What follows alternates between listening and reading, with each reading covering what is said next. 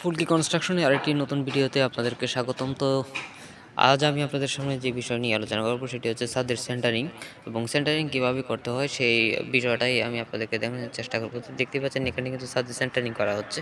তো অনেকেই সেন্টারিং অনেকভাবে করে থাকেন। এখানে দেখতেই পাচ্ছেন আপনার বিম ডালাই এবং যে ছাদ ডালাই সেটা কিন্তু একসাথে করা হচ্ছে এবং বিমের যে আপনার কাভারিং রয়েছে সেই কাভারিংয়ে কিন্তু আপনার পলিথিন ইউজ করা হয়েছে এবং নিচে আপনার যে খাটের সেন্টারিং দেওয়া হয়েছে এবং উপরে কিন্তু আপনার 4 ইঞ্চি বাই 5 ইঞ্চি তক্তা দেওয়া হয়েছে।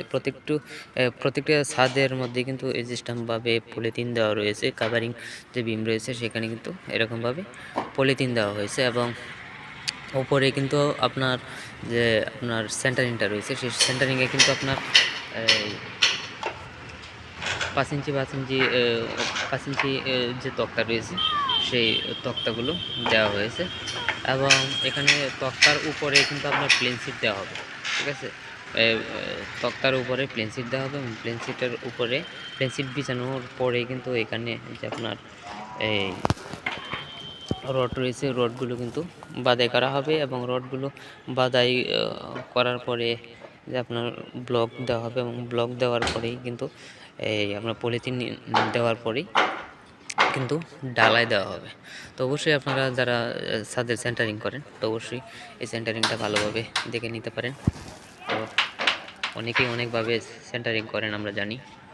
তো যারা আপনার এই ছাদ ডালাইয়ের সাথে এই আপনার কলম এবং যে আপনার বিম রয়েছে বিমগুলো ডালাই করা হয় সেটা একসাথে করে নিন এবং এখানে কিন্তু আপনার এই ছাদের যে রড রয়েছে ছাদের রডের সাথে কিন্তু আপনার যে বিম রয়েছে ছাদ বিমের রড কিন্তু এখানে একসাথে বেঁধে তারপরে ডালাই দেওয়া হবে। তো এখানে কিন্তু নিচে পর্যাপ্ত পরিমাণে বাঁশ দিয়ে কিন্তু এটা আপনার সেন্টারিং করা হয়েছে এবং পুরো ছাদ জুড়েই কিন্তু এখানে আপনার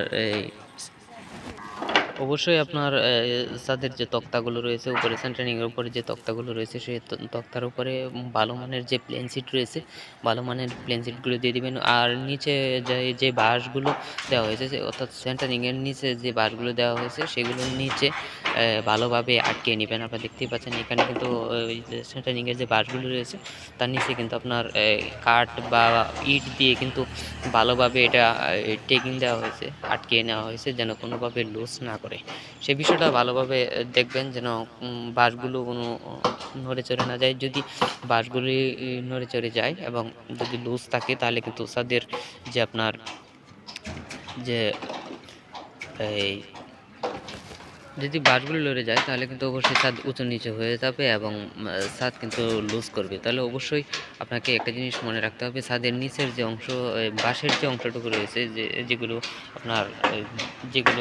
নিচে আপনার এরকমভাবে সেন্টারিং করা হয়েছে বাঁশ দিয়ে, অবশ্যই বাঁশগুলোকে আটকিয়ে নেবেন ভালোভাবে এবং তার উপরে কিন্তু বাঁশগুলো একটির সাথে আরেকটি বাঁশ যদি আপনি বেঁধে দেন তাহলে সেটাও ভালো হয় এবং এই বাঁশগুলো এরকমভাবে দিবেন। দেখেন এখানে কিন্তু একটি বাঁশের সাথে আরেকটি বাঁশ এরকমভাবে কাইরা মানে কীরকমভাবে গাড়া হয়েছে সেরকমভাবে আপনারা দিবেন। তো সোজা শটটা দিলে কিন্তু অনেক সময় এটা ফিনিশিং হয় না এবং ভালোভাবে আটকে না।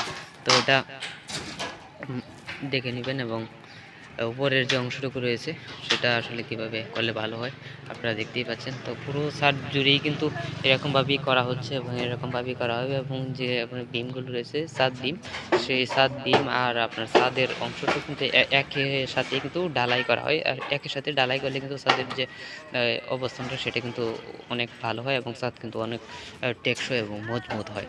অনেকেই আবার আপনার বিমগুলো আগে করে ফেলে এবং পরবর্তী সময় ছাদ ডালাই করা হয়। সেক্ষেত্রে আমি বলবো যে এটার থেকে আপনার এরকমভাবে আপনার ছাদ ডালাই এবং বিম ডালাই একসাথে করলে আপনার রডগুলো একসাথে বাঁধাই করলে সেটা কিন্তু অনেকটাই শক্ত হয় এবং ছাদের জন্য সেটা অত্যন্ত টেকসই এবং মজবুত হয়। তো আমরা ছাদের উপরের অংশটুকু আমি আপনাদেরকে এতক্ষণ দেখালাম। তো এখন আমি আপনাদেরকে ছাদের নিচে নিয়ে যাব এবং নিচে নিয়ে আমি বাঁশগুলো কীভাবে রাখা হয়েছে কীভাবে আটকানো হয়েছে সেই বিষয়টা আমি আপনাদেরকে দেখাবো। তো চলুন নিচে যাওয়া যাক। দর্শক, আপনারা দেখতেছেন যে ছাদে কীভাবে শাটারিং করা হয় সেই বিষয়টাই কিন্তু আমি আপনাদেরকে দেখানোর চেষ্টা করছি। তো এখানে আপনার ছাদে দেখেন পর্যাপ্ত পরিমাণে কিন্তু আপনার এই বাঁশ কাঠ ইউজ করা হয়েছে। তো সেক্ষেত্রে আপনার ছাদের নিচের অংশটুকু আমি আপনাদেরকে দেখানোর চেষ্টা করতেছি। তো দেখেন আপনার এখানে যে ছাদের যে উপরে যে কলমের যে অংশটুকু রয়েছে সেটা সহই কিন্তু আপনার ঢালাই হবে, অর্থাৎ ছাদের যে অংশটুকু রয়েছে আর যে বিমের যে অংশটুকু রয়েছে তার সাথে কিন্তু যে কলম রয়েছে, ছাদের উপরে যে কলমগুলো রয়েছে সেগুলোও কিন্তু আপনার ছাদ সীমাবদ্ধই কিন্তু ঢালাই করা হবে। তো আমরা এখন ছাদের নিচের অংশটুকু আমি আপনাদেরকে দেখানোর চেষ্টা করবো যে ছাদের নিচে কীরকমভাবে টেকিংগুলো দেওয়া হয়েছে। এখানে আপনার ছাদের নিচে দেখতে পাচ্ছেন ভালোভাবে কিন্তু বাঁশ কাঠ এরকমভাবে কিন্তু আটকানো হয়েছে। তো আপনারা অবশ্যই এরকমভাবে বাঁশ দিয়ে এবং ইট দিয়ে কিন্তু এরকমভাবে আটকে নেবেন। এবং উপরে দেখতে পাচ্ছেন ছাদের যে অংশটুকু রয়েছে সেগুলোও কিন্তু ভালোভাবে লোহা দিয়ে কিন্তু ভালোভাবে আটকে নেওয়া হয়েছে এবং ছাদের এই যে এরকমভাবে জয়েন্টগুলো দেওয়া হয়েছে। তো প্রত্যেকটা ছাদ কিন্তু ওনারা এভাবেই করেছেন এবং নিচে অবশ্যই বাঁশ এবং ইট দিয়ে কিন্তু আটকে নেওয়া হয়েছে। এটা অত্যন্ত মজবুত করে দেওয়া হয়েছে। যখন ছাদ দেওয়া হবে তখন কিন্তু এটা আরও শক্ত হয়ে যাবে যখন লোড পড়বে। ঠিক আছে, এখন আপাতত এরকমভাবে মোটামুটি করে আটকে দেওয়া হয়েছে।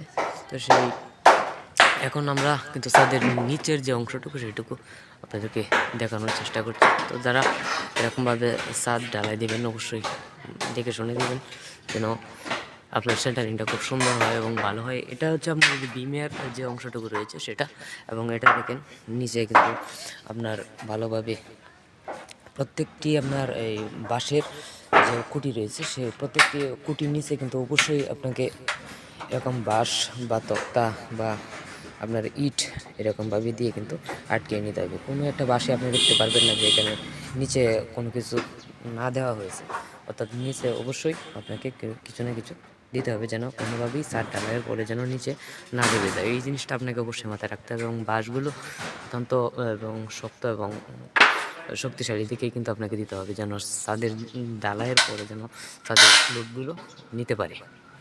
তো সামনের উপরের অংশটুকু কিন্তু এখনও আপনার এই তক্তা দেওয়া হয়নি এবং বাঁশ দেওয়া হয়নি। এখানে অর্ধেকটা অংশটুকুই কিন্তু দেওয়া হয়েছে এবং এটা আজকের মধ্যে হয়তো উপরে প্লেন সিট দেওয়া হবে এবং প্লেন সিট দেওয়ার পরেই কিন্তু উপরে ছাদের রড বাঁধা হবে এবং দেওয়ার পরে কিন্তু ঢালাই করা হবে। তো এরকমভাবে যারা ছাদের সেন্টারিং করেন তো অবশ্যই ছাদের নিচে এই বাঁশের নিচে কিন্তু এরকমভাবে আপনারা বাঁশ তক্তা বা ইট দেওয়ার পরেই, আসলে ইট দিলে অনেক সময় দেখা যায় তখন ছাদে প্রচণ্ড লোড পড়ে যায়, তখন কিন্তু ইট এরকমভাবে নাড়াচাড়া করে। ঠিক আছে, এরকমভাবে ইট নড়ে যায়। ঠিক আছে, সেক্ষেত্রে কিন্তু আপনাকে এরকম তক্তার মাধ্যমে দিলে কিন্তু মোটামুটি ভালো হয়, কারণ তক্তা কিন্তু নড়ে যাবার কোনো সময় থাকে না। সেক্ষেত্রে অনেক বাঁশ রয়েছে আপনার খাটো, তো সেক্ষেত্রে কিন্তু আপনাকে ইটের উপরে দিতেই হবে। তবে আপনার অবশ্যই চেষ্টা করবেন যেন তক্তার উপরে বা কাঠের উপরে দেওয়া যায়, সেই বিষয়টা আপনারা অবশ্যই সবসময় ফলো করবেন। আর ছাদের কাজ মোটামুটি এখন এখানে সম্পন্ন হয়ে গেছে। সেন্টারিংয়ের যে কাজ সেটা কিন্তু সম্পূর্ণ করা হয়ে গেছে, তবু এখন শুধু ছাদ ঢালাইয়ের কাজ বাকি রয়েছে এবং রড বাঁধার কাজ বাকি রয়েছে। তো এই বিল্ডিংয়ের এই ভিডিওটা যদি আপনাদের ভালো লাগে তাহলে অবশ্যই একটি লাইক করে দেবেন এবং চ্যানেলটি সাবস্ক্রাইব করবেন। এবং পরবর্তী ভিডিওটা দেখার জন্য অবশ্যই আপনাদেরকে আমার চ্যানেলে বেল আইকনটি ক্লিক করে দেবেন এবং এই বিল্ডিংয়ের পুরো ভিডিও আমার চ্যানেলে আপলোড করা হবে, অবশ্যই দেখবেন। আর আজকের মতো বিদায় নিচ্ছি, সকলে ভালো থাকবেন, ধন্যবাদ সকলকে।